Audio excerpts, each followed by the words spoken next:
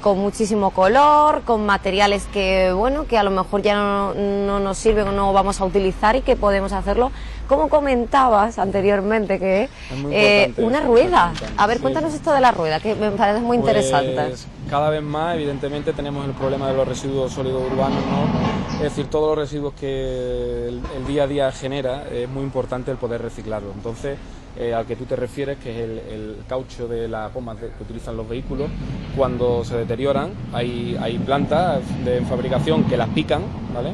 Y las tiñen de colores. Entonces, eso perfectamente puede resultar, y de hecho se está haciendo, para utilizarlo en el ejemplo ornamental, ¿no? En el campo ornamental. Las astillas, por ejemplo, de los restos de poda, igual, hay fábricas que las trocean, las pican, dejan un tamaño parecido al que tiene la corteza de pino y las vuelven a colorear. Entonces, tanto los restos de poda como los restos de neumáticos se están utilizando en el campo ornamental gracias a las prácticas y esta técnica de cultivo que es el acolchado, ¿no? Entonces, es muy interesante el poder reciclar pues todo lo que sea residuos que generemos en el día a día, ¿no? Y es un dato a tener en cuenta. Todavía no hemos conseguido en el vivero poder tenerlo a disposición del público, pero en breve plazo creo que sí lo tendremos y la gente gozará de este muestrario, más el de los residuos que tú bien has comentado, ¿no? Además que quedan los jardines muchísimo más vistosos, ¿no? De colores. Sí. ¿Esto hace mucho tiempo que se está utilizando? ¿Cuál es el país, o a lo mejor hay un país que lo utiliza más frecuentemente que otros y ahora está llegando aquí?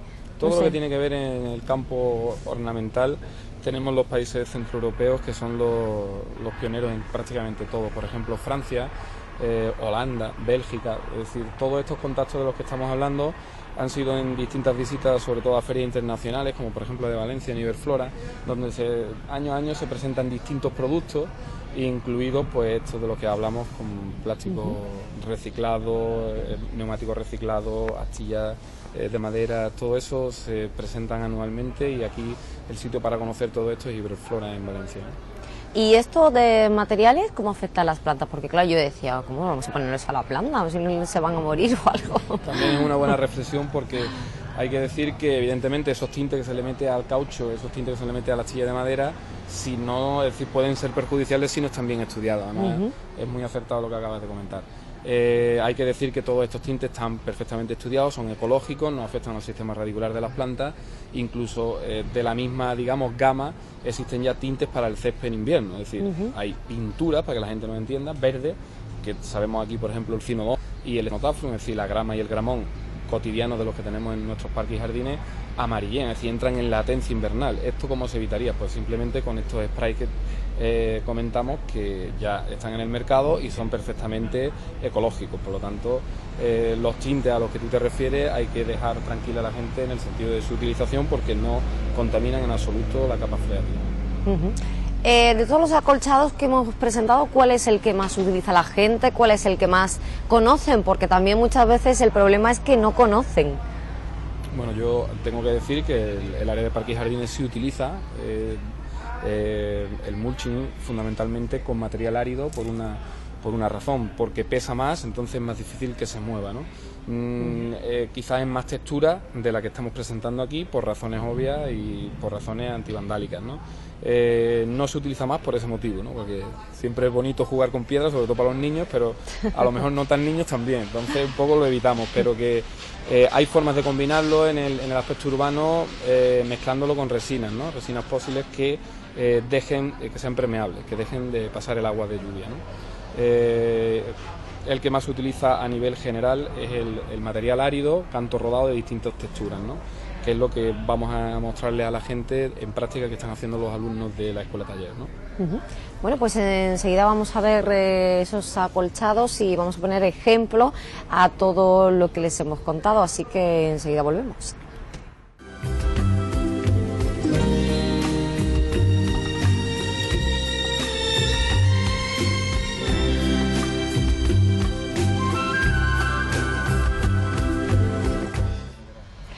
Bueno, pues estábamos hablando de esos acolchados o mulching y vamos a ver un pequeño ejemplo sobre el terreno. Nos encontramos justo en la entrada de la escuela taller.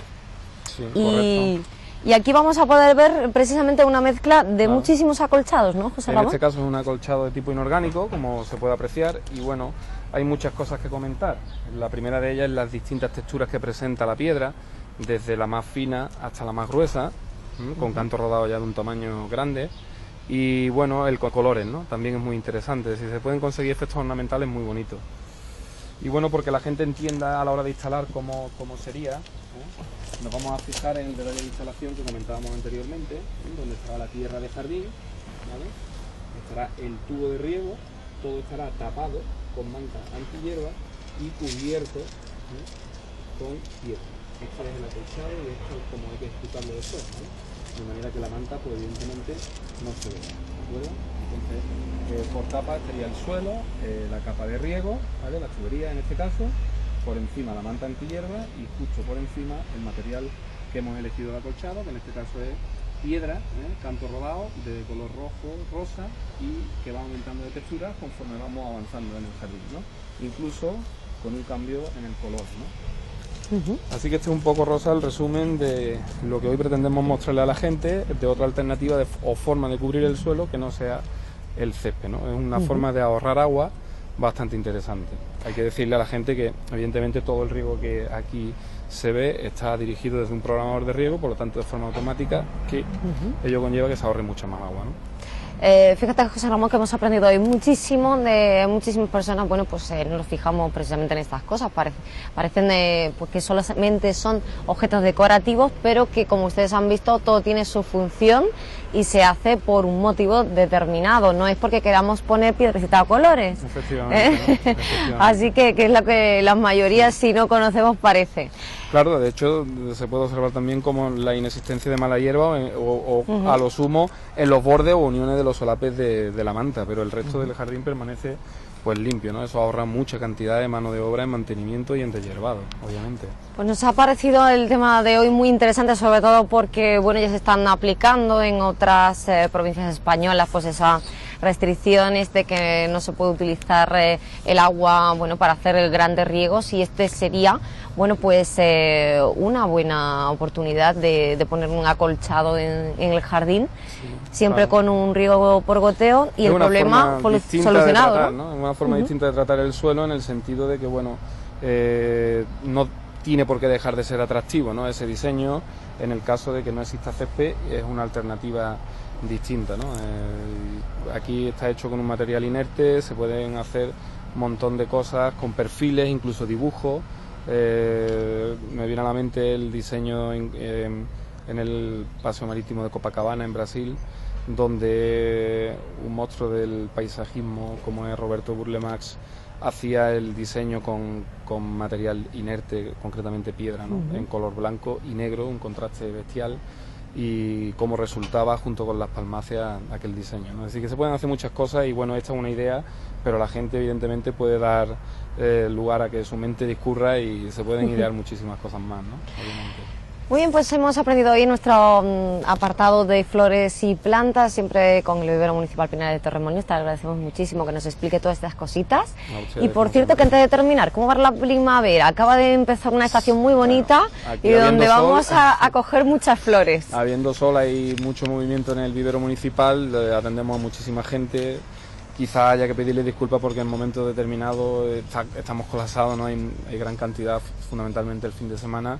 Pero bueno, con un poco de paciencia yo creo que todo el mundo se queda bien satisfecho en la atención y desde aquí pues agradecerle a la gente que siga pasándose por el vivero, y aquí estaremos pues para ayudarlos y orientarlos en todo lo que ellos necesiten, obviamente.